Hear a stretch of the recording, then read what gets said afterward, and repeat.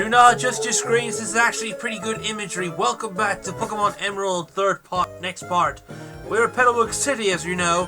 Now that we have pretty much explored this place, this is what we call the story portion of the game.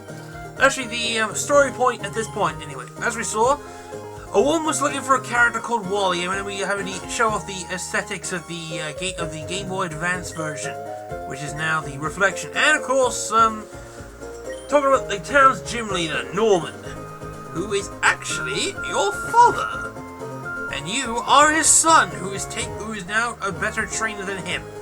So anyway, talk to everyone in this town. Pretty much tell you what the basic. Now, before you leave, this kid will stop you, and you will have to go inside. You have to now go into the gym. Unfortunately, this is a gym, and we can't go there. Now, in the past, you would have to go through multiple layers like you did last time. This time, you just go straight to the gym leader. And it is! There he is. Your father is a gym leader. Surprisingly, he's actually the 5th gym leader in the game.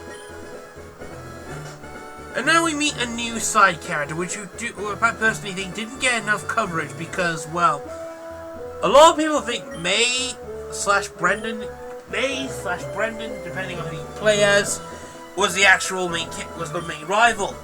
In this game, honestly, it's that kid, Wally. 3rd Gen did not even develop a proper rival system. It's bullshit. The only decent rivalry system that you got was the fact that you had to help this kid catch a Pokemon. And that was it. Pretty much Wally was the only decent character to have because he was a frail, sickly kid who had to leave the area for no reason, and oh shit, even he gets a Ralts the first time. Oh dear, transgender Ralts. Transgender Ralts with a Zigamazagamazoogoon. So, his first Pokemon is actually Ralts here. A unique little thing. Now, I really wish that, honestly, I really wish Gen 3 would actually you would actually have Wally as a better rival. I mean, who fucking does that? Seriously, who throws away a Pokemon in the battle? He's like, oh, stop mine. God. Basically, this whole battle counts as the tutorial for catching Pokemon. As you may have seen for the last 2 or 3 parts, completely unnecessary. Sadly. And now you caught him. Now he's caught that role, it's fantastic. To be honest, I actually wish he actually got the 3rd Pokemon that you didn't pick. It would have made a better choice. But no, they had to develop this side story that Wally was sickly, he needed to move to another town. And then your old man now pretty much tells you an objective.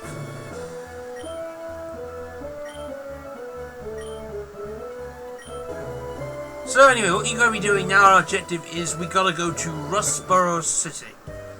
Rustboro, which is far west. This is Wally's house, and unfortunately his father and I'm guessing his mother.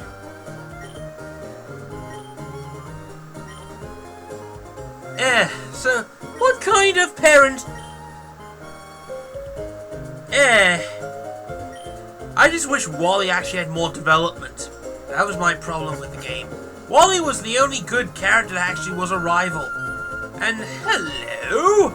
I know you! You're Scott from the Battle Frontier! Yes. You'll keep an eye on this character later. He pretty much It's an interesting character they introduced in Gen 3 around at this point. So, what we're going to be doing now is we're going to be doing some showing off some more battling and some more catching. It's a pooch. Go with us. Now, as you may notice, my Wurmple is level 6. And if you kind of figured it out already, and I hope you do, that Wurmple will soon evolve into another form. This is where I want to show off, basically. The evolution of a Wurmple, no matter what side you pick. That's the important thing. Of course, Wurmple's not even gonna be in this path. Because at this point in the game, Beautifly/Dust-Tox are fucking garbage filler. I'm only raising them for Pokedex reasons. Yes. And now we're gonna be doing another battle in the beach. Another new area for you to choose from is the beach. As I said before, the beach is one of the new terrains they introduced in Gen 3, I believe. Or has it always been there, but I'm not sure. But it actually gives a lot of detail. First, there's a brand new move that takes advantage of all the lovely scenarios that you've seen in this game. That's the important thing. First off, this is actually one of the hardest battles to face. Because you're a level 5, you have a level 5 Zigzagoon, and your Wurmple's level 6, but he's complete utter shit. So, mainly, all you have to do is just gamble, really. It's the only way you're gonna win this fight. If you don't gamble, you don't play the game properly. And I'm pretty sure most trainers would agree, most Pokemon like this are kind of shite, to be honest. Wurmple is no different. Of course, Wurmple does make a comeback in Gen 4, but unfortunately the level ratio is shite. Alright, so now that I realize that Wurmple's not gonna carry on, I decided to swap around and go for Trico. Just pretty much show off the ethics of this character. Now, of course, if you know that Pound is actually a pretty good move, even in Standards, and raising up that level, now we go for C-Dot. This is where we decide, and then we go for Wurmple, because this is actually Wurmple's kind of advantage situation. Number 1, C-Dot is pure grass. It doesn't have any major physical attacks. 2, Poison effectively is strong against grass. C-Dot has special defense as pretty much growth, boost, and bite. Just checking, because he does use Harden. He does actually raise the physical defense, but at this point in the game, he doesn't even attack. So, let's go back to Trico here. Trico is actually one of my favorites. I mean, I honestly it's still one of my favorites, regardless of how many gens it's gone past, what kind of importance it used to have. Trico was awesome. It was actually the first cool grass type. I mean, yeah, there was Bulbasaur, but considering a lot of things, and Wurmple's level is 7, brilliant.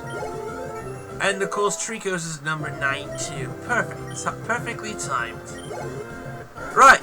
Now that Wurmple has reached level 7, we get to see something that is all fancy and new. The evolution screen is back. And of course, Wurmple is evolving.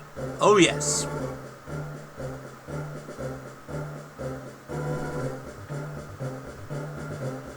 And Wurmple is evolved into a Cascoon. As I mentioned before, Wurmple can evolve into 2 Pokemon, depending on personality value. Either it be Silcoon or Cascoon. Cascoon here is one of those Pokemon. Now, I would actually let you pretty much carry on, but we gotta take a look at certain Pokemon. So, we're not gonna bother those guys yet, which is we're gonna go back to town and heal, and now you reckon that'll be the end of the episode. You can call this the Petalburg storyline and evolution, or I'll think of something fancy in a minute. As you probably may have noticed on the top of the video here, anyway. Heal up your Pokemon, guys, because we're going straight into our next area, the Petalburg Forest. A large place, and hopefully that we might be able to get some aesthetics. So, next time on Pokemon Emerald, we're going to the Petalburg Forest. Yes, we will, and such.